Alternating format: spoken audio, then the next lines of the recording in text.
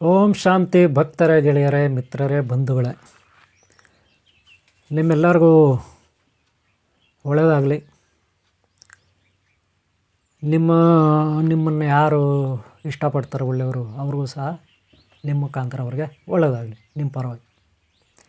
ಒಟ್ಟಿನಲ್ಲಿ ಎಲ್ಲರಿಗೂ ಒಳ್ಳೆಯದಾಗಲಿ. ನಿಧಿ ನಿಧಿ ನಿಧಿ ನಿಧಿ ಎಲ್ಲೆಲ್ಲಿರುತ್ತೆ ಅದನ್ನು ನಾವು ಭಾಳ ಸುಲಭವಾಗಿ ಗುರುತಿಸ್ತಕ್ಕಂಥದ್ದು ಹೇಗೆ? ಯಾರು ಬೇಕಾದರೂ ಸಾಮಾನ್ಯರು ಅಂದರೆ ಸಾಮಾನ್ಯ ಜನ, ಅವರೇನು ನಿಧಿ ಬಗ್ಗೆ, ಜಿಯಾಲಜಿ, ಭೂಶಾಸ್ತ್ರಜ್ಞದ ಬಗ್ಗೆ ಆಗಲಿ, ಭೂಶಾಸ್ತ್ರದ ಬಗ್ಗೆ ಆಗಲಿ, ಗ್ರಹಗಳ ಬಗ್ಗೆ ಆಗಲಿ, ನಕ್ಷತ್ರಗಳ ಬಗ್ಗೆ ಆಗಲಿ, ಇನ್ಯಾವುದೋ ವಿಗ್ರಹಗಳ ಬಗ್ಗೆ ಆಗಲಿ, ಪುರಾತತ್ವ ಇಲಾಖೆ ಅಂತಾರಲ್ಲ ಆ ಡಿಪಾರ್ಟ್ಮೆಂಟ್ ಆಗಲಿ, ವಿಜ್ಞಾನಿಗಳು, ಪ್ರೊಫೆಸರ್ಗಳು ಇರ್ತಾರೆ. ಅವರೆಲ್ಲ ಈ ನಿಧಿ ಎಲ್ಲಿದೆ ಅಂತ ಕಂಡುಹಿಡಿತಾರೆ. ಆದರೆ ಸಾಮಾನ್ಯ ಜನರು ನಿಧಿ ಎಲ್ಲಿದೆ ಅಂತ ಹೇಗೆ ಸ್ವಲ್ಪ ಆದರೂ ಒಂದು ಐಡಿಯಾ ಬೇಕಲ್ವ? ಐಡಿಯಾ ಅಂತಿರಲ್ಲ ನೀವು.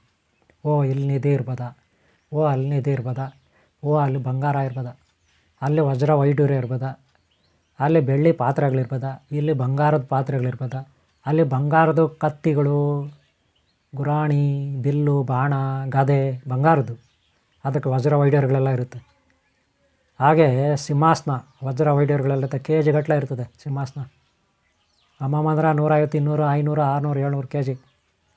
ಮೈಸೂರು ಅರಮನೆ ಅಲ್ಲಿ ಸಿಂಹಾಸನ ಈಗ 700 kgನೇ ಇದೆ ಅಂತೆ. ಎಷ್ಟು? 750 kgನೋ 760 kgನೇ ಇದೆ. ಹತ್ರ 1 ಟನ್ನು ವಜ್ರ ವೈಡೂರ್ಯ, ಬಂಗಾರ ಇತ್ಯಾದಿ ಪಂಚಲೋಹ ಎಲ್ಲ ಸೇರಿಬಿಟ್ಟು. ಹಾಗೆ ತಿರುಪತಿನಲ್ಲಿ ಬಂಗಾರದ್ದು ಒಡವೆ ಆ ವೆಂಕಟೇಶ್ವರ ಸ್ವಾಮಿ ಮೇಲೆ ಹಾಕಿದ್ದಾರೆ. ಓಂ ಶ್ರೀ ಅನಂತ ಪದ್ಮಾವತಿ, ಅನಂತ ಲಕ್ಷ್ಮಿ, ಅನಂತ ಪದ್ಮನಾಭ ಸ್ವಾಮಿ ಮೇಲೆ ಹಾಕಿದ್ದಾರೆ ಒಡವೆ. ಭಾಳ ಭಯಾನಕವಾಗಿರ್ತದೆ ತಿರುಪತಿಯಲ್ಲಿ. ನೀವು ನೋಡಿರ್ಬೋದು ತಿರುಪತಿ ವೆಂಕಟೇಶ್ವರ ಸ್ವಾಮಿ ಫೋಟೋಗಳಲ್ಲಿ. ಅಷ್ಟು ವಜ್ರ ವೈಡೂರ್ಯಗಳು ಈಗಿನ ಕಾಲದಲ್ಲೇ ಅಷ್ಟಿದೆ. ಇನ್ನು ತಿರುವನಂತಪುರ ಅನಂತ ಪದ್ಮನಾಭ ಸ್ವಾಮಿನಲ್ಲಿ ದೊಡ್ಡ ವಿಗ್ರಹನೇ ಇದೆ, 18 ಅಡಿ ಉದ್ದ ವಿಗ್ರಹ. 3 ಬಾಗಿಲುಗಳಲ್ಲಿ ನೋಡಬೇಕು, 3 ಗರ್ಭಗುಡಿ ಬಾಗಿಲಲ್ಲಿ ಹೋದರೂ ಕೂಡ ಅಷ್ಟು ಮಲಗಿಸಿರ್ತಾರೆ.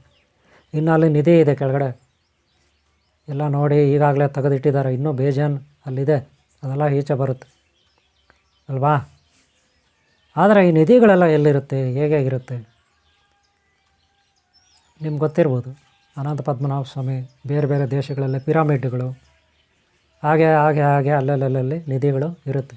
ಇದು ಓಕೆ, ಸರ್ಕಾರ ಬರುತ್ತೆ ತಗೊಳುತ್ತೆ. ಅವರು ಅಲ್ಲಿ ಏನೋ ಆರ್ಮಿ NSGನೋ ಇನ್ನೊಂದು ಅಗ್ನಿಪಥ ಯಾವುದೋ ಒಂದು ಕಾವಲಿಗೆ ಇಡ್ತಾರೆ, ಅಲ್ಲಿ ಸೆಕ್ಯೂರಿಟಿ ಸಿಸ್ಟಮ್ನ ಕಾವಲಿಗೆ ಇಡ್ತಾರೆ ನಿಧಿ ಸಿಕ್ಕಿದ್ಮೇಲೆ. ಆದರೆ ಬಿಡಿ, ಅದು ದೊಡ್ಡ ವಿಚಾರ ಆಯಿತು. ಸಣ್ಣ ವಿಚಾರ, ನಿಮ್ಮ ತೋಟಗಳಿರುತ್ತಲ್ಲ ನಿಮ್ಮದು, ಅಲ್ಲಿ ಯಾವುದೋ ಒಂದು ಹಳೆಯ ದೇವಸ್ಥಾನ ಇರುತ್ತೆ, ಹಳೆಯ ಬಂಗ್ಲೆ ಇರುತ್ತೆ, ಅಥವಾ ನಿಮ್ಮ ಮನೆಗಳಲ್ಲಿ ಹಳೆಯ ಮನೆಗಳು ಏನಾದರೂ ಕೆಡವಾಕಿ ಹೊಸ ಮನೆ ಕಟ್ತಿರಲ್ಲ, ಆ ಟೈಮಲ್ಲಿ ನಿಧಿಗಳು ಸಿಗುತ್ತೆ. ಬಂಗಾರದ ನಾಣ್ಯಗಳು ಜೊತೆಗೆ ಒಡವೆಗಳು, ಹಳೆಯ ಒಡವೆಗಳು. ಅದರಲ್ಲೂ ಹಳೆಯ ಬಂಗಾರಕ್ಕೆ ತುಂಬ ಬೆಲೆ ಇರುತ್ತೆ. ಅವು ಭಾಳ ಶುದ್ಧವಾಗಿರುತ್ತೆ ಬಂಗಾರ, ಯಾವುದೋ ಡೂಪ್ಲಿಕೇಟ್ ಇರಲ್ಲ ಹಳೆಯ ಬಂಗಾರ. ಆದರೆ ಇವಾಗ ಬರೋ ಬಂಗಾರಗಳು ಭಾಳ ಭಯಾನಕವಾಗಿರ್ತವೆ ಅಲ್ವಾ? ಭಾಳ ಭಯಾನಕ ಆಗಿರ್ತವೆ ಇವಾಗ ಬರೋ ಬಂಗಾರಗಳು.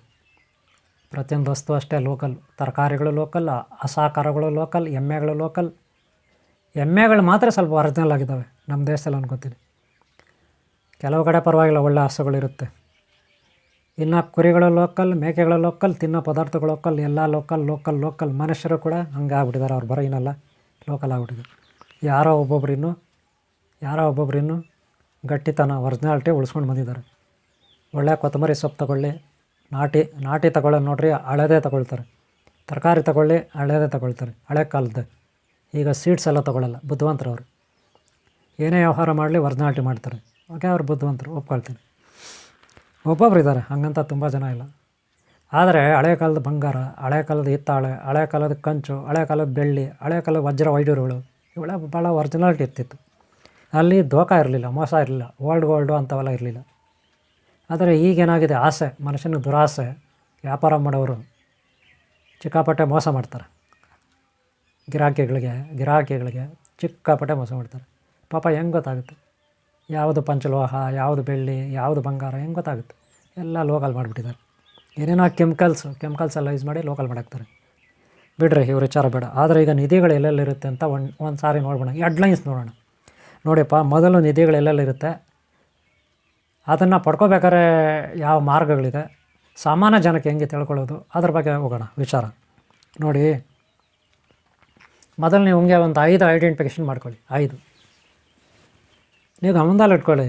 ಈ ಭೂಮಿ ಮೇಲೆ ಪಂಚಭೂತಗಳಿದೆ: ವಾಯು, ಅಗ್ನಿ, ವರುಣ, ಭೂಮಿ, ಆಕಾಶ ಅಂತ, ನೀರು. ಹಾಗೆ ನಮ್ಮ ಕೈಲಿ ನೋಡಿ 5 ಬೆರಳು 5 ಥರ ಇರುತ್ತೆ. ಇವೆಲ್ಲ ಯಾಕೆ ಗೊತ್ತಾ? ಒಂದು 5 ಟೈಪಲ್ಲಿ ನೀವು ಐಡೆಂಟಿಫಿಕೇಷನ್ ಮಾಡಿ ಅಂತ. ಈ ಬೆರಳು ನೋಡಿ ಈ ಥರ ಇದೆ. 5 ಟೈಪಲ್ಲಿ ನೀವು ಐಡೆಂಟಿಫಿಕೇಷನ್ ಮಾಡಿ ಅಂತ ಭಗವಂತ ನಮ್ಗೆ ಅವತ್ತೇ ಕೊಟ್ಟಿರ್ತಾನೆ. ಕೈಗಳಿಗೆ ಬೆರಳುಗಳು, ಕಿವಿ, ಮೂಗು, ಬಾಯಿ ಎಲ್ಲ ಕೊಟ್ಟಿರ್ತಾನೆ. ಆಚೆ ಕಡೆ ಪಕ್ಷಿಗಳು, ಪ್ರಾಣಿಗಳು, ಗಿಡಗಳು, ಮರಗಳು ಎಲ್ಲ ಕೊಟ್ಟಿರ್ತಾನೆ, ಬೆಟ್ಟ, ಗುಡ್ಡ, ನದಿ, ಸಾಗರಗಳು. ಆದರೆ ನಾವು ಬುದ್ಧಿ ಉಪಯೋಗಿಸ್ಬೇಕು. ಸ್ವಲ್ಪ ಬುದ್ಧಿ ಉಪಯೋಗಿಸಿದಾಗ ನಮಗೆ ಜ್ಞಾನ ಬರುತ್ತೆ. ಆದರೆ ನಮ್ಮ ಪಾಡಿಗೆ ನಾವು ತಿನ್ನೋದು, ನಮ್ಮ ಪಾಡಿಗೆ ನಾವು ಕುಡಿಯೋದು, ಹೆಂಗೋ ಮಲಗೋದು, ಹಿಂಗೆ ಹೇಳೋದು ಮಾಡಿದ್ರೆ ಅವಾಗ ಜ್ಞಾನ ಬರೋದಿಲ್ಲ. ಗೊತ್ತಾಯ್ತಲ್ಲ? ಆದರೆ ಈಗ ನಾವು ನಿಧಿಗಳು ಅಂದರೆ ಏನು, ಹಳೆ ಕಾಲದ ನಿಧಿಗಳು ಅಂದರೆ ಏನು ಹಂಗಾದ್ರೆ ನೋಡೋಣ. ಮೇಯ್ನು ನಿಧಿಗಳಲ್ಲಿ ಮೊದಲು ಹಳೆಯ ಕಾಲದ ದೇವಸ್ಥಾನಗಳು, ಅಂದರೆ ಕನಿಷ್ಠ 150 ವರ್ಷಗಳಿಗಿಂತೂ ಹಳೆ ಕಾಲದ್ದಿರಬೇಕು. ಎಷ್ಟು? ಕನಿಷ್ಠ 150 ವರ್ಷಗಳಿಗೂ ಹಳೆ ಕಾಲ. ಅಂಥ ದೇವಸ್ಥಾನಗಳು ಎಲ್ಲಾದರೂ ಹಾಳಾಗಿದ್ದರೆ, ಬಿದ್ದೋಗಿದ್ದರೆ, ಅಥವಾ ಇನ್ನೂ ಗಟ್ಟಿಯಾಗೇ ಜೀವಂತವಾಗೇ ಸಜೀವವಾಗೇ ಇದ್ದರೆ, ಎಲ್ಲ ದೇವಸ್ಥಾನಗಳು ಪೂಜೆಗಳು ನಡೀತಾ ಇದ್ದರೆ, ಅಂಥ ದೇವಸ್ಥಾನಗಳ ಯಾವುದೋ ಒಂದು ಮಳಿಗೆಗಳು, ಹಳೆ ಮಳಿಗೆಗಳು ಇರ್ತವೆ. ಪ್ರತಿ ದೇವಸ್ಥಾನದಲ್ಲೂ ಸ್ಟೋರ್ ರೂಮ್ಗಳು ಅಂತಿರುತ್ತೆ. ಆಗ ಪೂಜೆ ಮಾಡುವಾಗ ಸಾಮಾನ್ಯವಾಗಿ ಯಾರೂ ಅಷ್ಟು ಒಡವೆಗಳು ಡೆಕೋರೇಟ್ ಮಾಡಲ್ಲ ದೇವಸ್ಥಾನದಲ್ಲಿ ವಿಗ್ರಹಗಳಿಗೆ. ಉತ್ಸವಗಳಲ್ಲಿ ಏನಾದರೂ ಸಮಾರಂಭಗಳು ಇದ್ದರೆ ಅಂಥ ಟೈಮಲ್ಲಿ ಒಡವೆಗಳಂತ ಅಂದಲ್ಲಿ ಇಡ್ತಾರೆ. ಕೆಲವು ಸಾರಿ ಏನು ಮಾಡ್ತಿದ್ರು ಆ ಕಾಲದಲ್ಲಿ, ಒಡವೆಗಳನ್ನು ರಾಜಮನೆತನಕ್ಕೆ ಒಪ್ಪಿಸ್ತಿದ್ರು ಪೂಜೆ ಎಲ್ಲ ಆದಮೇಲೆ. ಮತ್ತು ಉತ್ಸವ ಏನಾದರೂ ಸಮಾರಂಭ ಮಾಡಬೇಕಾದಾಗ ಎಲ್ಲ ಒಡವೆಗಳನ್ನು ಅರಮನೆಯಿಂದ ಅಥವಾ ರಾಜಮನೆತನದಿಂದ ಅವರ ಭದ್ರತೆಯಲ್ಲಿರುತ್ತಲ್ಲ ಒಡವೆಗಳು, ಅದನ್ನು ತಗೊಂಡು ಬಂದು ಇಲ್ಲಿರ್ತಕ್ಕಂಥ ಅರ್ಚಕರು, ದೇವಸ್ಥಾನದ ಆಡಳಿತ ಮಂಡಳಿ ಆ ಒಡವೆಗಳನ್ನು ತಂದು ದೇವತೆಗಳಿಗೆಲ್ಲ ಅಲಂಕಾರ ಮಾಡಿ, ಪೂಜೆ ಮಾಡಿ, ಉತ್ಸವ ಏನೋ ಒಂದು ಮೆರವಣಿಗೆ ಏನೋ ಒಂದು ಮಾಡಿ, ಆ ಶುಭ ಕಾರ್ಯ ಆದಮೇಲೆ ಮತ್ತೆ ಆ ಒಡವೆಗಳನ್ನು ತಗೊಂಡೋಗಿ ಅವ್ರಿಗೆ ವಾಪಸ್ ಕೊಡ್ತಿದ್ರು. ಒಡವೆಗಳಂದ್ರೆ ಏನು? ಪೂಜೆ ಮಾಡೋ ಮಂಗಳಾರತಿ ತಟ್ಟೆಯಿಂದ ಹಿಡಿದು, ಅಭಿಷೇಕ ಮಾಡೋ ಪಾತ್ರೆಗಳಿಂದ ಹಿಡಿದು, ಪ್ರಸಾದ ರೆಡಿ ಮಾಡೋ ಪಂಚಾಮೃತ ಅದು ಇದು ಪ್ರಸಾದಗಳು ರೆಡಿ ಮಾಡ್ತಾರಲ್ಲ ಅವುಗಳಿಂದ ಹಿಡಿದು, ಆಮೇಲೆ ದೇವತೆಗೆ ಕಿರೀಟ ಇಡ್ತಾರೆ. ಹೆಣ್ಣು ದೇವತೆ ಆದರೆ ಏನೇನೋ ಹಾರಗಳು, ನಕ್ಲೆಸ್ಗಳು, ಏನೇನೋ ಹಾರಗಳು, ಮುತ್ತಿನ ಹಾರ, ವಜ್ರ ವೈಡೂರುಗಳು, ಬಂಗಾರದಿಂದ ಬೆಳ್ಳಿಯಿಂದ ಕೊಡ್ತಕ್ಕಂಥ ಟೋಟಲಾಗಿ ಕವಚ ಶರೀರಕ್ಕೆ, ಹಿಂದ್ಗಡೆ ಪ್ರಭಾವಳಿ ಇತ್ಯಾದಿ ಎಲ್ಲ ಬಂಗಾರದ ಇರುತ್ತೆ. ಕೆ ಜಿ ಗಟ್ಟಲೆ ಇರುತ್ತೆ. ಈ ದೇವಸ್ಥಾನದಲ್ಲಿರ್ತಕ್ಕಂಥ ಎಲ್ಲ ಒಡವೆಗಳನ್ನು ಅಲ್ಲೇ ಇಟ್ಕೊಳ್ಳೋಕ್ಕಾಗಲ್ಲ. ಕಳ್ಳಕಾಕರ ಕಾಟ ಇರ್ತದೆ. ಭದ್ರತೆ ಬೇಕಲ್ವ? ಅದಕ್ಕೆ ಅದನ್ನೆಲ್ಲ ಪೂಜೆ ಎಲ್ಲ ಮಾಡಿ, ಉತ್ಸವ ಮಾಡಿ, ಎಲ್ಲ ಕಾರ್ಯಕ್ರಮ ಮುಗಿದ ಮೇಲೆ, ಜಾತ್ರೆ ಅಂತಾರಲ್ಲಪ್ಪ, ಜಾತ್ರೆ ಎಲ್ಲ ಆದಮೇಲೆ, ಜಾತ್ರೆ ಇನ್ನೊಂದು ಮತ್ತೊಂದು ಆದಾಗ ಆ ಟೈಮಲ್ಲಿ ತಗೊಂಡು ಬರ್ತಾರೆ, ಅಲಂಕಾರ ಮಾಡ್ತಾರೆ, ಪೂಜೆ ಎಲ್ಲ ಮಾಡ್ತಾರೆ, ಎಲ್ಲ ಆಗುತ್ತೆ. ಆದಮೇಲೆ ಅದನ್ನು ಸೇಫಾಗಿ ಎಲ್ಲ ತೆಗೆದಿಟ್ಟು ಅಲ್ಲಿರ್ತಕ್ಕಂಥ ಆಡಳಿತ ಮಂಡಳಿ ಒಬ್ಬರು ನೋಡ್ಕೊಳ್ಳೋ ಇನ್ಚಾರ್ಜರ್ ಇರ್ತಾರೆ. ಯಾರೋ ಸೆಕ್ರೆಟರಿನೋ, ದಿವಾನರೋ, ಇನ್ನೊಬ್ಬರು ಮತ್ತೊಬ್ಬರು ಇರ್ತಾರೆ. ಅವ್ರಿಗೆ ಒಪ್ಪಿಸ್ತಾರೆ. ಅವರು ಅದನ್ನು ತೊಗೊಂಡೋಗಿ ರಾಜಮನೆತನಕ್ಕೆ ಒಪ್ಪಿಸ್ತಾರೆ. ಅಥವಾ ಊರಿನಲ್ಲಿ ಪಾಳ್ಯಗಾರ ಅಂತಿರ್ತಾರೆ. ಪಾಳ್ಯಗಾರರು ಆ ಕಾಲದಾಗ ಪಾಳ್ಯಗಾರ ಇರ್ತಿದ್ರು ಹಳ್ಳಿಗಳಲ್ಲಿ. ಇಷ್ಟು 7 ಊರಿಗೆ, 6 ಊರಿಗೆ, 5 ಊರಿಗೆ, 10 ಊರಿಗೆ ಅಂತ ಪಾಳ್ಯಗಾರರು ಇರ್ತಿದ್ರು. ಅವ್ರಿಗೆ ಒಪ್ಪಿಸ್ತಾರೆ. ಅವ್ರ ಮನೆಗಳಲ್ಲಿ ಆ ಒಡವೆನ ಸೇಫಾಗಿ ಒಂದು ದೊಡ್ಡ ಕಬ್ಬಿಣ ಪೆಟ್ಟಿಗೆ ಅಂತ ಇರ್ತಿತ್ತು. ಕಬ್ಬಿಣ ಪೆಟ್ಟಿಗೆಗಳು ನಾನು ನೋಡಿದ್ದೀನಿ. ಕಬ್ಬಿಣ ಅದನ್ನು ಯಾರೋ ಕಳ್ಳರು ಕೂಡ ಹೊಡೆಯೋಕ್ಕಾಗಲ್ಲ, ಫಿಕ್ಸ್ ಮಾಡಿಬಿಡ್ತದ್ರ ನೆಲಕ್ಕೆ. ಕಬ್ಬಿಣ ಪೆಟ್ಟಿಗೆ ಅಂಥ ಪೆಟ್ಟಿಗೆನೆಲ್ಲ ಹಾಕಿ ಭದ್ರಪಡಿಸ್ತಾರೆ. ಆಗ ಬಹಳ ನಿಯತ್ತಾಗಿರ್ತಿದ್ರು. ನಿಯತ್ತಂದ್ರೆ ಏನು? ಬಹಳ ನಂಬಿಕೆಸ್ತರಿರ್ತಿದ್ರು. ಯಾರು ಪಾಳ್ಯಗಾರ ಇರಲಿ, ಒಬ್ಬ ಊರಿನ ಗೌಡ ಆಗಿರಲಿ, ಅಥವಾ ಒಬ್ಬ ರಾಜ ಆಗಿರಲಿ, ಒಬ್ಬ ಸಾಮಂತ ರಾಜ ಆಗಲಿ, ಯಾರಾಗಿರಲಿ, ಎಲ್ಲ ಒಂದು ನಂಬಿಕೆಸ್ತರಿರ್ತಿದ್ರು. 90% ನಂಬಿಕೆಸ್ತ, ಯಾರೋ 10% ಕೆಟ್ಟವ್ರು ಇರ್ತಾರೆ. ಆಗ ಈ ಒಡವೆಗಳೆಲ್ಲ ಅಲ್ಲಿ ಸೇಫಾಗಿಡ್ತಿದ್ರು, ಭಾಳ ಸೇಫಾಗಿಡ್ತಿದ್ರು.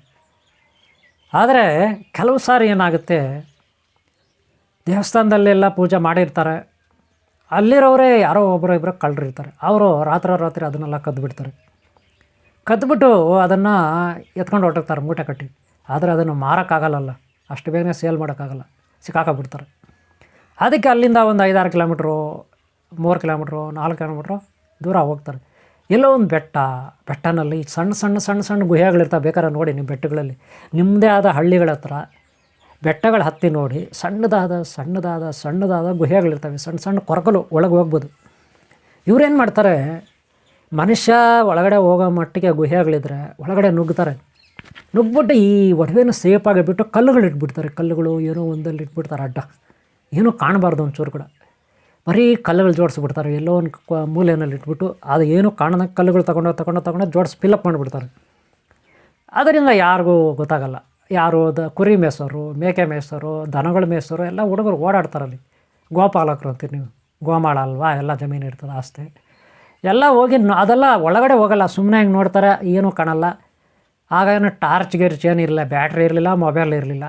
ಹಿಂಗೆ ನೋಡ್ತಾರೆ, ಏನೋ ಪಂಜಿಗಿಂಜಿದ್ರೆ ಎಲ್ಲಿ ಅನ್ಸೋದು, ಹಗಲತ್ಲಿ ಯಾರು ಅಂಟಿಸ್ತಾರೆ ಕುರಿ ಮೇಯಿಸೋರು, ರಾತ್ರಿ ಆದರೆ ಮನೆ ಸೇರ್ಕೊಳ್ತಾರೆ.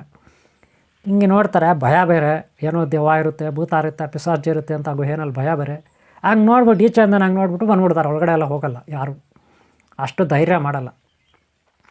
ನಮ್ಗೆ ಯಾಕೆ ಬೇಕು ಒಳಗಡೆ ಹೋಗ್ಬೇಕು ಅಂತ. ಅದರಲ್ಲೂ ಈ ಪುಸ್ ನಾಗಪ್ಪಗಳಿರ್ತವೆ, ಇನ್ನೂ ಚೇಳುಗಳು ಓಡಾಡ್ತಾ ಇರ್ತವೆ. ಇನ್ನೂ ಈ ಬಾವಲಿಗಳು ಅಂತ ಇರೋಲ್ಲ, ಬಾವಲಿ ಓಡಾಡಿ ಬಂದ್ಬಿಡ್ತಾವೆ ಈಚೆ, ಪಟ ಅಂತ ಬಂದ್ಬಿಡ್ತಾವೆ ಈಚೆ.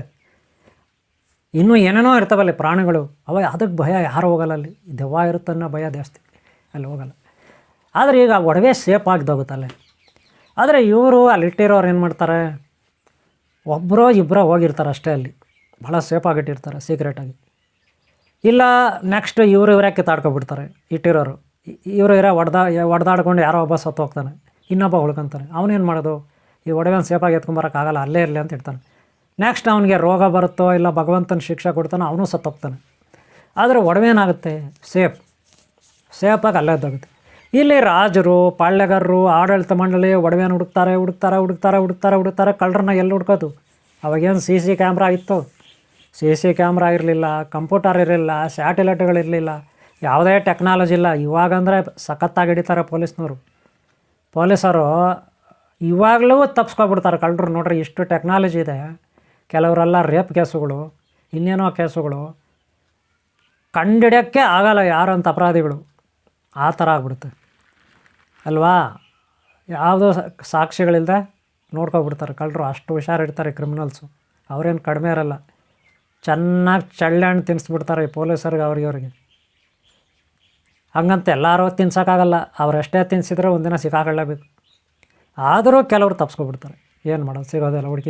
ಹುಡುಕಿ ಆ ಕೇಸುಗಳೇ ಕ್ಲೋಸ್ ಆಗ್ತಾವಿಲ್ಲ, ಪೆಂಡಿಂಗ್ ಆಗುತ್ತೆ ಫೈಲುಗಳು.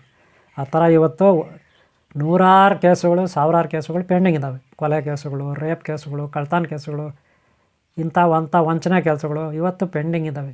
ಎಷ್ಟೋ ವರ್ಷಗಳಿಂದ ಪೆಂಡಿಂಗ್ ಇದ್ದಾವೆ, ಏನು ಮಾಡೋಕ್ಕಾಗಲ್ಲ. ಇವತ್ತಾಯ್ತಲ್ಲ.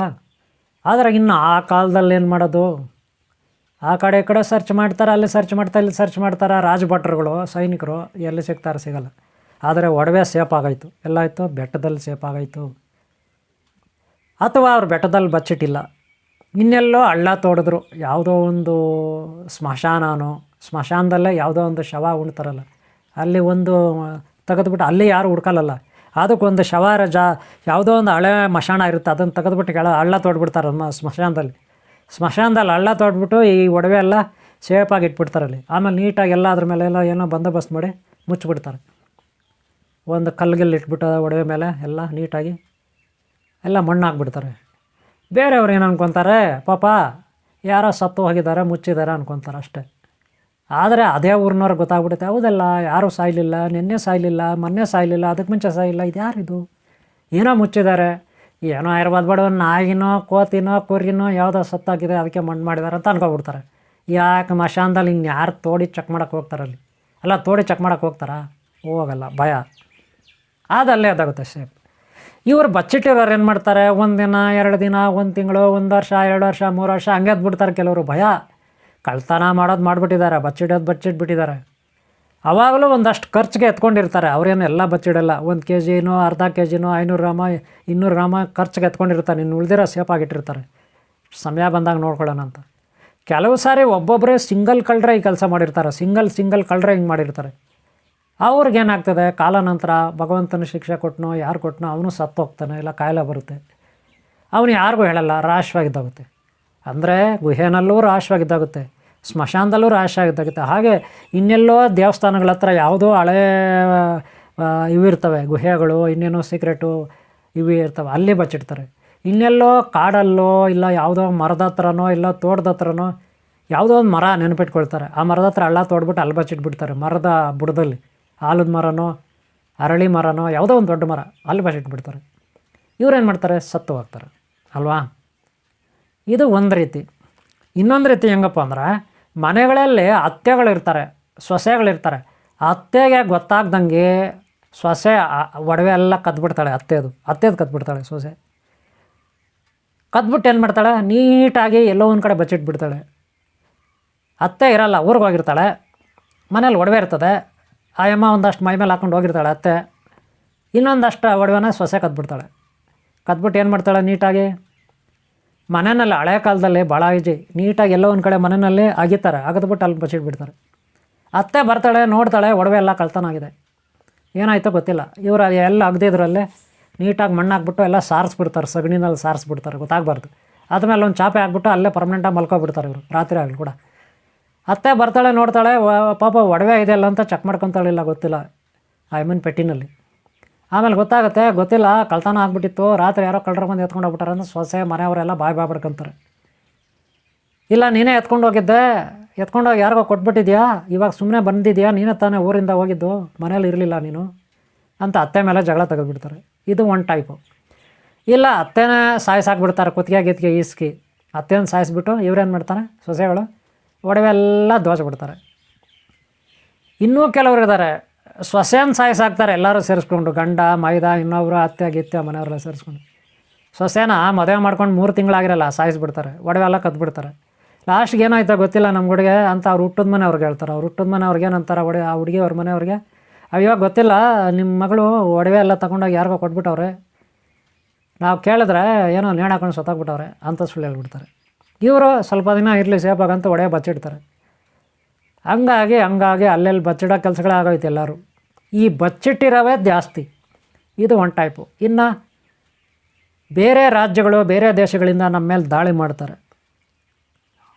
ಅವರು ದಾಳಿ ಮಾಡಿದಾಗ ಅವ್ರ ಕೈಗೆ ಸಿಗಬಾರ್ದಂತ ಇವರು ದೇವಸ್ಥಾನ ಒಡವೆಗಳಿರ್ಬೋದು, ಮನೇಲಿರೋ ಒಡವೆಗಳಿರ್ಬೋದು, ಅವೆಲ್ಲ ಬಚ್ಚಿಡ್ತಾರೆ. ಫಾರ್ ಎಕ್ಸಾಂಪಲ್ ಪಾಕಿಸ್ತಾನದಲ್ಲಿ ಆಗಾಗ ದಂಗೆಗಳಾಗುತ್ತೆ, ಬಾಂಗ್ಲಾದೇಶದಲ್ಲಿ ಗಲಾಟೆಗಳಾಗುತ್ತೆ. ಅಲ್ಲೆಲ್ಲ ಹಿಂದೂಗಳಿದ್ದಾರೆ, ಹಿಂದೂಗಳ ಮೇಲೆ ಅವರು ದಾಳಿ ಮಾಡ್ತಾರೆ, ಹಿಂದೂ ವ್ಯಾಪಾರಿಗಳ ಮೇಲೆ ದಾಳಿ ಮಾಡ್ತಾರೆ, ಹಿಂದೂ ಶ್ರೀಮಂತರ ಮೇಲೆ ದಾಳಿ ಮಾಡ್ತಾರೆ. ಬಾಂಗ್ಲಾದೇಶ, ಪಾಕಿಸ್ತಾನ ಇತ್ಯಾದಿ ದೇಶಗಳಲ್ಲಿ ಅವರೇನು ಮಾಡ್ತಾರೆ, ಪಾಪ ಹಿಂದೂಗಳು ಶ್ರೀಮಂತರು ತಮ್ಮ ಒಡವೆಗಳು ದುಡ್ಡು ಕಾಸೆಲ್ಲ ಬಚ್ಚಿಡ್ತಾರೆ ಎಲ್ಲೋ ಒಂದು ಕಡೆ, ಅವ್ರು ಸಿಗಬಾರ್ದು ಅಂತ. ಯಾಕಂದ್ರೆ ಅವ್ರ ಮನೆಗಳ ಮೇಲೆ ದಾಳಿ ಮಾಡಿ ಎಲ್ಲ ದೋಚ್ಕೊಂಡು ಹೋಗ್ಬಿಡ್ತಾರೆ. ಆ ಬಚ್ಚಿಟ್ಟಾಗ ಏನಾಗ್ತದೆ, ಇವ್ರನ್ನ ಅವರು ಸಾಯಿಸ್ಬೋದು, ಸತ್ತೋದ್ರೆ ಏನಾಗ್ತದೆ, ಬಚ್ಚಿಟ್ಟಿರೋದು ಅಲ್ಲೇ ಎದ್ದೋಗುತ್ತೆ, ಬಚ್ಚಿಟ್ಟಿರೋವು ಏನಾಗ್ತವೆ, ಅಲ್ಲೇ ಎದ್ದೋಗ್ತವೆ. ಹೀಗೆ ಕೆಲವೆಲ್ಲ ಹಳೆಯ ಮನೆಗಳಲ್ಲಿ, ಹಳೆಯ ದೇವಸ್ಥಾನಗಳಲ್ಲಿ 100 ವರ್ಷ ಹಿಂದಿನ 100 ವರ್ಷದ ಹಿಂದಿನ ಹಳೆಯ ದೇವಸ್ಥಾನ, ಹಳೆಯ ಕಟ್ಟಡಗಳು, ಹಳೆಯ ಅರಮನೆಗಳು, ಹಳೆಯ ಮನೆಗಳು, ಸಂಸಾರದ ಮನೆಗಳು, ಹಳೆಯ ಮನೆಗಳು 100 ವರ್ಷ ಆಗಿರ್ಬೇಕು ಅಂಥವು. ಹಳೆಯ ಮರಗಳು, ದೊಡ್ಡ ಹಳೆಯ ಮರಗಳು, ಅಂಥ ಕಡೆ ಈ ನಿಧಿಗಳನ್ನು ಬಚ್ಚಿಡ್ತಾರೆ. ನಿಧಿಗಳು ಅಂಥ ಕಡೆ ಇರ್ತಾವೆ ಹೊರತು ಇನ್ನೆಲ್ಲೆಲ್ಲೂ ಇರೋದಿಲ್ಲ. ಬಯಲು ಪ್ರದೇಶ ಇನ್ನೆಲ್ಲೋ ಇರೋದಿಲ್ಲ. ಹಳೆಯ ಮರಗಳು ನೆನಪಿಟ್ಕೊಳ್ಳಿ, ಹಳೆಯ ಮರಗಳು, ದೊಡ್ಡ ಮರಗಳು ಬುಡಗಳಲ್ಲಿ, ಹಳೆಯ ಬಂಡೆಕಲ್ಲುಗಳು, ಗುಟ್ಟುಗಳು, ಅಲ್ಲಿ ಗುಹೆಗಳು, ಹಳೆಯ ದೇವಸ್ಥಾನಗಳು ತುಂಬ ಹಳೆವು, ಹಳೆಯ ಮನೆಗಳು, ತುಂಬ ಹಳೆಯ ಮನೆಗಳಿರ್ತಾವಲ್ಲ, ಕಟ್ಟಡಗಳು ಅಂಥ ಕಡೆ. ಅಂದರೆ ಕಟ್ಟಡ ಪಾಯ ಅಥವಾ ಗೋಡೆ, ಅಲ್ಲೇ ಆ ಮನೆಗಳ ಹತ್ರನೇ ಎಲ್ಲೋ ಅಕ್ಕಪಕ್ಕ ಅಲ್ಲೇ ಇರ್ತವೆ ನಿಧಿಗಳು. ಏನೋ ಒಂದು ಗುರುತಿಟ್ಟಿರ್ತಾರೆ ಅವರು, ಬಚ್ಚಿಡೋರು ಒಂದು ಗುರುತಿಟ್ಟಿರ್ತಾರೆ, ಅಲ್ಲಿ ಕಲ್ಲುಗಳಿಟ್ಟಿರ್ತಾರೆ. ಹಾಗಾದರೆ ಇವನು ಪತ್ತೆ ಹಚ್ಚೋದು ಹಾಗೆ ಸಾಮಾನ್ಯ ಜನರು. ಅವು ಏನಕ್ಕಾದರೂ ಹಗದಾಗ ಹೊಸ ಮನೆ ಕಟ್ಟಬೇಕಾದ್ರೆ ಹಳೆ ಮನೆ ಕೆಡೋತಾರೆ, ಅಲ್ಲಿ ಪಾಯ ಹಾಕ್ತಾರೆ, ಅಂಥ ಟೈಮಲ್ಲಿ ಸಿಗ್ತದೆ ಕೆಲಸಗಾರರಿಗೆ ಒಂದು ಟೈಪ್. ಅಥವಾ ದೇವಸ್ಥಾನಗಳು ಹಳೆಯದು ಕಿತ್ತಾಕಿ ಹೊಸದು ಮಾಡೋಕೆ ಹೋಗ್ತಾರೆ, ಅವಾಗ ಇನ್ನೊಂದು ಟೈಪು. ಅರಮನೆಗಳು ಇವೆಲ್ಲ ಕಟ್ಟಡಗಳು, ಆಫೀಸುಗಳು ಮಾಡೋಕೆ ಹೋಗ್ತಾರೆ, ಸರ್ಕಾರದವ್ರು ತಗೊಬಿಟ್ಟು ಮತ್ತೆ ಕಿತ್ತಾಕಿ ಹೊಸ ಮಾಡೋಕೆ ಹೋಗ್ತಾರೆ ಅಂಥ ಟೈಮಲ್ಲಿ. ಈಗ ಹಳೆಯ ಮರಗಳು ಇರ್ತವೆ, ಬುಡಗಳು, ಆ ಮರ ಕಡ್ದಾಕಿ ಆ ಬುಡ ಎಲ್ಲ ಹಿಂಗಡಿಸ್ತಾರೆ ಅಂಥ ಟೈಮಲ್ಲಿ. ಅಥವಾ ಉಳ್ತಾರೆ, ಟ್ಯಾಕ್ಟ್ರಿನಲ್ಲಿ ಉಳ್ತಾರೆ, JCBನಲ್ಲಿ ಏನೋ ಒಂದು ಕಾಲುವೆ ಮಾಡ್ತಾರೆ ಅಂಥ ಟೈಮಲ್ಲಿ. ಇವೆಲ್ಲ ಸಿಗ್ತವೆ. ಏನೋ ಒಂದು ಅಲ್ಲಿ ಕಾಮಗಾರಿ ನಡೆಯುವಾಗ, ರಸ್ತೆ ಮಾಡೋವಾಗೋ ಇನ್ನೇನೋ ಮಾಡೋವಾಗ ಕಾಮಗಾರಿ JCB ತಗೊಂಡೋಗಿ ಅಲ್ಲಿ ಹಳ್ಳ ತೋಡ್ತಿರ್ತಾರಲ್ಲ, ರೋಡುಗಳು ಮಾಡೋವಾಗೋ ಇನ್ನೇನೋ ಮಾಡೋವಾಗ ಆವಾಗ ಸಿಗುತ್ತೆ. ಆದರೆ ಇದರಲ್ಲಿ ಇನ್ನೂ ಒಂದು ಸೀಕ್ರೆಟ್ ಇದೆ. ಆ ಒಡವೆಗಳು ಈಚೆ ಬಂದರೂ ಕೂಡ ಕೆಲವ್ರ ಕಣ್ಣಿಗೆ ಕಾಣೋದಿಲ್ಲ. ನಿಮ್ಗೆ ಗೊತ್ತಾ, ಅದು ವಜ್ರ ವೈಢೂರ್ಯವೆಲ್ಲ ಕಾಣಲ್ಲ. ಯಾಕೆಂದರೆ ಅವು ದಿವ್ಯಶಕ್ತಿ ಪಡ್ಕೊಂಡಿರ್ತವೆ. ಯಕ್ಷಿಣಿ ಕಾಯ್ತಿರ್ತಾರೆ, ಯಕ್ಷಿಣಿ ದೇವತೆಗಳು ಯಕ್ಷಿಣಿ ಕಾಯ್ತಿರ್ತಾರೆ. ಹಾಗೆ ಭೂತಗಳು ಕಾಯ್ತಿರ್ತಾವೆ, ಭೂತಗಳು ಕಾಯ್ತಿರ್ತಾವೆ. ಅವನು ಯಾಕೆ ಕಾಯ್ತಾವಂತ ನಾನು ಆಲ್ರೆಡಿ ಹಿಂದೆ ಹಾಕಿದ್ದೀನಿ. ನಿಧಿ ಬಗ್ಗೆ ವೀಡಿಯೋಗಳು ಮಾಡಿದ್ದೀನಿ ನೋಡಿ, ಹಿಂದೆ ನಿಧಿ ಬಗ್ಗೆ ನೀವು ಸರ್ಚ್ ಮಾಡಿದರೆ ನಿಧಿ ಬಗ್ಗೆ ಸಿಗ್ತವೆ. ಅದರಲ್ಲಿ ತುಂಬ ಹಾಕಿದ್ದೀನಿ. ಅವೆಲ್ಲ ಯಾಕೆ ಕಾಯ್ತವೆ?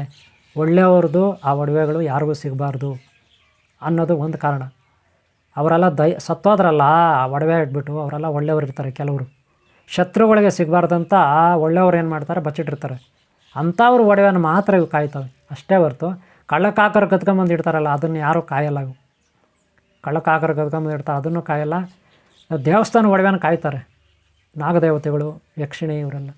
ಗೊತ್ತಾಯ್ತಲ್ಲ, ಈ ರೀತಿ ಒಡವೆಗಳು ನಿಧಿಗಳು ಅಲ್ಲಲ್ಲಿರ್ತಾವೆ. ಮತ್ತು ಸಮುದ್ರ ನದಿಗಳಲ್ಲಿ ಕೂಡ ಬಚ್ಚಿಡ್ತಾರೆ. ಸಮುದ್ರ ನದಿಗಳಲ್ಲಿ ಬಚ್ಚಿಡ್ತಾರೆ, ಆಳದಲ್ಲಿ. ಮತ್ತು ಬಾವಿಗಳಲ್ಲಿ ನೀರು ಬಾವಿಗಳಿರ್ತಾವಲ್ಲ, ನೀರು ಬಾವಿಗಳಲ್ಲಿ ಒಳಗಿಟ್ಬಿಡ್ತಾರೆ, ಬಾವಿಗಳಲ್ಲಿ ಇಡ್ತಾರೆ, ನದಿಗಳ ಹತ್ರ ಇಡ್ತಾರೆ. ಗೊತ್ತಾಯ್ತಲ್ಲ, ಬಚ್ಚಿಡಂಥ ಪ್ಲೇಸುಗಳಿವು. ಗೊತ್ತಾಯ್ತಾ? ಹಾಗೆ ದೇವಸ್ಥಾನಗಳಲ್ಲಿ ವಿಗ್ರಹದ ಕೆಳಗಡೆ ಇಡ್ತಾರೆ, ವಿಗ್ರಹಗಳ ಕೆಳಗಡೆ ಅಂದರೆ ಸ್ಮಶಾನ, ದೇವಸ್ಥಾನ ವಿಗ್ರಹ ಕೊಡಿಸ್ತಾರೆ ಕೆಳಗಡೆ.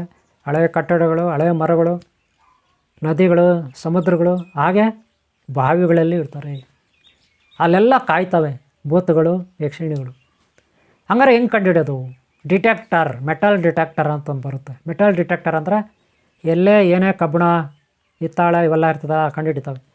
ನೀವು ನೋಡಿರ್ಬೋದು ಮೆಟ್ರೋ, ರೈಲ್ವೆ ಸ್ಟೇಷನ್ನು, ಏರೋಡ್ರಮ್ಸ್ ಇರುತ್ತಲ್ಲ, ಏರ್ವೇಸಸ್, ವಿಮಾನ ನಿಲ್ದಾಣಗಳು, ಅಥವಾ ಯಾವುದೋ ಸಮಾರಂಭಗಳು, ಫಂಕ್ಷನ್ಗಳು, ರಾಜಕೀಯ ವ್ಯಕ್ತಿಗಳು ಫಂಕ್ಷನು, ಬ್ಯಾಂಕ್ಗಳು, ಅಲ್ಲೆಲ್ಲ ಒಂದು ನಿಮಗೆ ಹಿಂಗೆ ಇಟ್ಟು ನೋಡ್ತಾರಲ್ಲಿ ಸೆಕ್ಯೂರಿಟಿಗಳು. ನಿಮ್ಮ ಸುತ್ತಲೂ ಕೊಯ್ ಅನ್ನುತ್ತಲ್ಲ ಮೆಟಲ್ ಡಿಟೆಕ್ಟರು. ನಿಮ್ಮಲ್ಲಿ ಏನೇನಿದ್ರೆ ಚೆಕ್ ಮಾಡುತ್ತಲ್ಲ, ಬಾಂಬ್ ಗೇಮ್ ಇದೆಯಾ, ಇನ್ನೇನಿದೆಯಾ, ಅವೇ ಮೆಟಲ್ ಡಿಟೆಕ್ಟ್ರು. ಇವು ಸಾಮಾನ್ಯ, ಅವೇ ಇನ್ನೂ ತುಂಬ ಅಕ್ಯುರೇಟ್ ಆಗಿರ್ತಾವೆ. ಕೆಲವೆಲ್ಲ ಒಳ್ಳೊಳ್ಳೆ ಟೆಕ್ನಾಲಜಿ ಇರುತ್ತೆ ಅದರಲ್ಲಿ. ಅವೆಲ್ಲ ಹೋಗಿ ಚೆಕ್ ಮಾಡಿದ್ರೆ, ಕೆಲವ್ರ ಹತ್ರ ಮೆಟಲ್ ಡಿಟೆಕ್ಟರ್ ಇದ್ದರೆ ಅವರು ಚೆಕ್ ಮಾಡಿದ್ರೆ ಇಂಥ ಪ್ಲೇಸುಗಳಲ್ಲಿ ಮೆಟಲ್ ಡಿಟೆಕ್ಟ್ರಲ್ಲಿ ಗೊತ್ತಾಗುತ್ತೆ. ಏನೋ ಒಂದು ವಸ್ತು ಇದೆ ಕೆಳಗಡೆ ಅಲ್ಲಿದೆ ಅಂದ್ಬಿಟ್ಟು ಗೊತ್ತಾಗುತ್ತೆ. ಅಲ್ಲಿ ತೋಡಿದ್ರೆ ಅದು ಸಿಗುತ್ತೆ, ಏನಾದರೂ ಆಗಿರ್ಬೋದು. ಗೊತ್ತಾಯ್ತಲ್ಲ, ಈ ರೀತಿ ಮೆಟಲ್ ಡಿಟೆಕ್ಟರ್ಗಳಿದೆ. ಮತ್ತು ಬೋರ್ವೆಲ್ ಆಗಬೇಕಾದ್ರೆ ನೀರು ಪಾಯಿಂಟ್ಗಳಿಗೂ ಕೆಲವು ಮಿಷಿನ್ಗಳಿದೆ, ಇದು ಸ್ಕ್ಯಾನರ್ಗಳಿದೆ, ಸಿಸ್ಟಮ್ಗಳಿದೆ, ಅದರಲ್ಲಿ ಚೆಕ್ ಮಾಡ್ಬೋದು. ಆದರೆ ಚೆಕ್ ಮಾಡ್ಬೇಕಾಗಿರೋದಿಲ್ಲಿ ಇಂಥ ಪ್ಲೇಸುಗಳಲ್ಲಿ, ನಾನು ಇಷ್ಟೊತ್ತು ಹೇಳಿದ್ನಲ್ಲ ಅಂಥ ಪ್ಲೇಸ್ಗಳು. ಆವಾಗ ಏನೋ ಒಂದು ಸಿಗುತ್ತೆ. ಎಲ್ಲಂದ್ರಲ್ಲಿ ಚೆಕ್ ಮಾಡಿದ್ರೆ ಸಿಗೋದಿಲ್ಲ, ಏನೂ ಸಿಗಲ್ಲ. ಗೊತ್ತಾಗಿಲ್ಲ, ಇದು ನಿಧಿ ಎಲ್ಲೆಲ್ಲಿರುತ್ತೆ ಅಂತ ನಾನು ನಿಮ್ಗೆ ಹೇಳಿದ್ದೀನಿ. ಒಳ್ಳೆಯವ್ರಿಗೆ ಮಾತ್ರ ನಿಧಿ ಕಾಣುತ್ತೆ, ದೈವಭಕ್ತರಿಗೆ ಮಾತ್ರ ಕಾಣುತ್ತೆ, ಎಲ್ಲರಿಗೂ ಕಾಣಲ್ಲ. ಅರ್ಥ ಮಾಡ್ಕೊಳ್ಳಿ. ಇಲ್ಲ ಯಾವುದೋ ಜನ್ಮದಲ್ಲೇ ಅವ್ರದ್ದೇ ಆ ನಿಧಿ ಆಗಿರಬೇಕು, ಯಾವುದೋ ಜನ್ಮದಲ್ಲಿ ಅವರೇ ಬಚ್ಚಿಟ್ಟಿರಬೇಕು, ಇಲ್ಲ ಇವರು ವಂಶಸ್ತ್ರ ಯಾರೋ ಬಚ್ಚಿಟ್ಟಿರಬೇಕು. ಅಂಥವ್ರಿಗೆ ಮಾತ್ರ ಅದು ಸಿಗೋದು. ಒಳ್ಳೆಯವ್ರಿಗೆ, ಇಲ್ಲ ಅವ್ರ ವಂಶಸ್ಥರಿಗೆ, ಇಲ್ಲ ಅವರೇ ಮತ್ತೆ ಹುಟ್ಟಿ ಬಂದಿರಬೇಕು, ಅಂಥವ್ರಿಗೆ ಮಾತ್ರ. ಇನ್ನು ಯಾರಿಗಂದ್ರೆ ಅವರು ಸಿಗಲ್ಲ ರೀ. ಅರ್ಥ ಆಯ್ತಾ? ಓಕೆ ಮಿತ್ರರೇ, ಗೆಳೆಯರೇ, ಭಕ್ತರೇ, ಈ ವಿಡಿಯೋನ ನಾನು ಇಲ್ಲಿ ಮುಗಿಸ್ತಾ ಇದ್ದೀನಿ. ನಿಮ್ಗೆ ಒಳ್ಳೆಯದಾಗಲಿ. ನಿಧಿ ಇದ್ದರೆ ನಿಮಗೂ ಸಿಗಲಿ. ಪಾಪ ಒಂದಷ್ಟು ಖರ್ಚಾಗುತ್ತೆ, ಸಮಸ್ಯೆಗಳ ಬಗ್ಗೆ ಇರುತ್ತೆ ಅಲ್ವಾ? ನನ್ನ ಆಶೀರ್ವಾದ, ದೇವತಾ ಆಶೀರ್ವಾದ ಈ ಯುಗಾದಿ ಪ್ರಯುಕ್ತ ನಿಮ್ಮೆಲ್ಲರ ಮೇಲೆ ನನ್ನ ಆಶೀರ್ವಾದ ಇರಲಿ. ನಿಮ್ಗೆ ಒಳ್ಳೆಯದಾಗಲಿ. ಈ ವಿಡಿಯೋ ನಿಮ್ಗೆ ಇಷ್ಟ ಆಗಿದ್ರೆ ಒಂದೇ ಒಂದು ಲೈಕ್ ಮಾಡಿ, ನಿಮ್ಮ ಪ್ರೋತ್ಸಾಹ ನಮಗಿರಲಿ. ಇನ್ನೊಂದು ವಿಡಿಯೋ ಮಾಡಲಿಕ್ಕೆ ಅನುಕೂಲ ಆಗುತ್ತೆ. ಹಾಗೆ ಹಿಂದಿನ ವಿಡಿಯೋಗಳು ನಿಧಿ ಬಗ್ಗೆ ಹಾಕಿದ್ದೀನಿ ನೋಡಿ, ನಿಧಿ ಬಗ್ಗೆ, ಯಕ್ಷಿಣಿ ಬಗ್ಗೆ, ನಿಧಿ ಬಗ್ಗೆ ಎಲ್ಲ ಹಾಕಿದ್ದೀನಿ. ಅವೆಲ್ಲ ತಪ್ಪದೇ ನೋಡಿ. ಅವುಗಳಲ್ಲೆಲ್ಲ ವಿಚಾರ, ಇನ್ನೂ ಹೆಚ್ಚಿನ ವಿಚಾರ, ಮಾಹಿತಿ ಇರುತ್ತೆ. ಹಾಗೆ ಮುಂದಿನ ವಿಡಿಯೋಗಳು ನೋಡಿ. ನೀವು ಒಂದು ಲೈಕ್ ಮಾಡಿದ್ರೆ, ಇಷ್ಟೊತ್ತು ಕಷ್ಟಪಟ್ಟು ತಾಳದಿಂದ ವಿಡಿಯೋ ನೋಡಿದ್ರೆ ನಿಮ್ಗೆ ಇಷ್ಟ ಆಗಿದೆ ಅನ್ಕೋತೀನಿ. ಒಂದು ಲೈಕ್ ಮಾಡೋದು ಮರಿಬೇಡಿ, ಅದೇ ನನಗೆ ಎನರ್ಜಿ. ನಿಮ್ಮೊಳದಾಗಲಿ, ನಿಮ್ಮನ್ನ ಯಾರು ಇಷ್ಟಪಡ್ತಾರೋ ಅವ್ರು ಎಲ್ಲರೂ ಒಳ್ಳೆದಾಗಲಿ. ನಿಮ್ಮ ಸಮಸ್ಯೆಗಳ ಬಗ್ಗೆ ಇರಲಿ. ಓಂ ಶಾಂತಿ, ಓಂ ಶಾಂತಿ, ಓಂ ಶಾಂತಿ, ಓಂ ಶಾಂತಿ.